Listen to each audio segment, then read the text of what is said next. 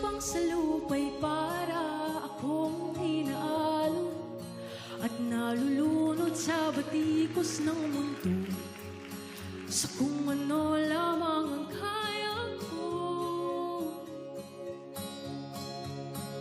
Hinahanap ang sarili, ngunit di nakakayanin sa ligaw na anan ko. Saan na to patungo?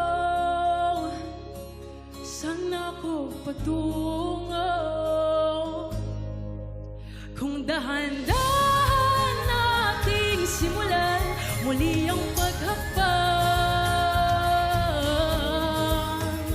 dahan-dahang iangat ang mukha upang masilayan ang payapang kalangitan, dahan-dahang tumingin sa salamin upang makita ang ating kagandahan. Oh, pagod ka na,